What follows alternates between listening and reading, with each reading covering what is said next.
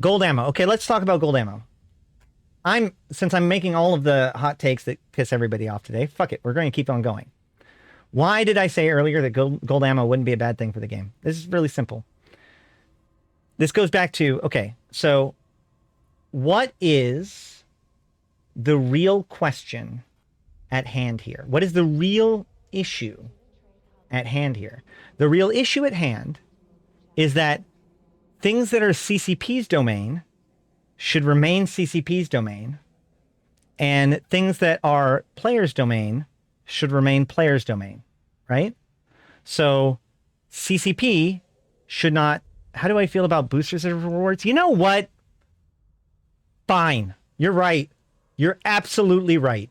I will 100% concede that point. Drat and darn.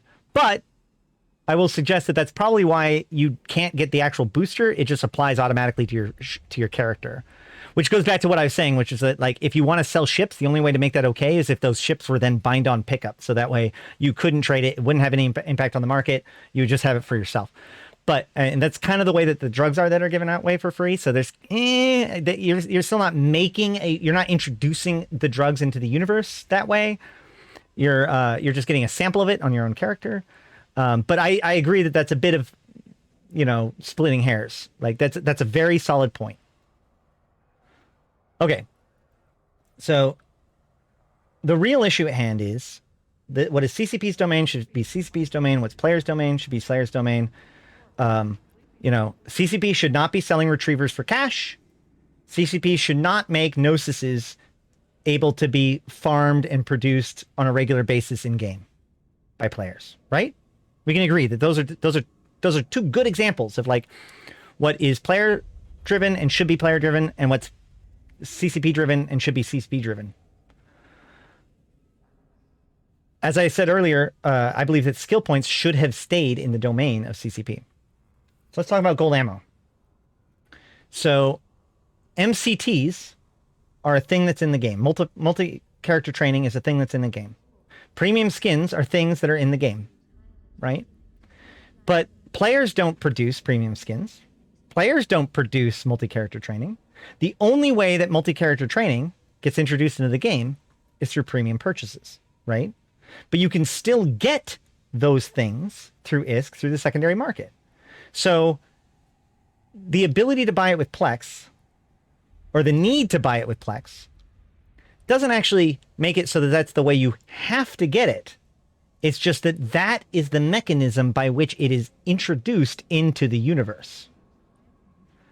To that end, if hypothetically you wanted to make some sort of really good ammo or some sort of gold ammo type thing, and you sold it on the market, and you sold it on for Plex, but it was able to be sold on the secondary market, then it wouldn't necessarily be a problem to the overall ecosystem.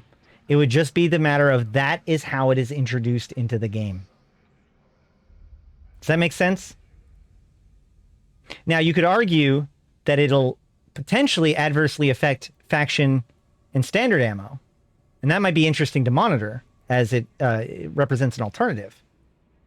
But in essence, the fact that something is spawned exclusively by people paying CCP money is not by itself a problem.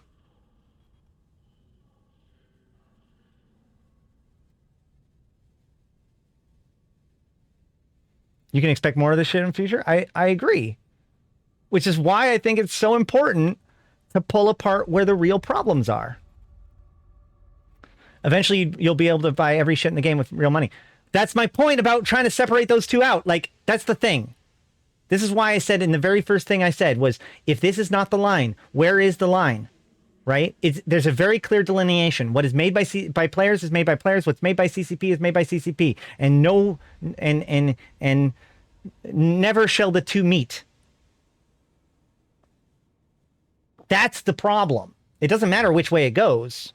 Doesn't matter if it's players selling skill points that used to only be sold by CCP, or if it's CCP selling ships that used to only be built by players. They're both problems. The core problem is that some things That things should either be introduced into the game by player action or introduced into the game by player purchase. One or the other, or giveaways, or by CCP directly, by magical stuff, right? Not both. Anytime you mix those two in any way, even subtly, that's when you start getting poison. Stop selling Plex, exclusively made by CCP. Stop selling skill points or skill books, exclusively made by CCP. There are no players that manufacture any skill books in the game. You can farm them, but I'd also note that the ones that you can farm are also not provided by CCP. The ones that you can buy in the UI are the ones that aren't farmed by players. Oh, look, they kept a clear delineation between skill books that are provided by CCP and skill books that are provided by players. And the skill books that are provided by CCP, they took the liberty of making it more convenient to get it from CCP without making it more convenient to get the ones that are from players that are farming it. That is a good example of how to create a barrier between the two. But when we draw all these other crazy arbitrary lines, like saying that a Thrasher is giving away a Thrasher is the same as giving away a Retriever, you're missing the point, which is that the core issue is a mixing of what provides something into the game, what introduces that thing into the universe. That's the piece that matters.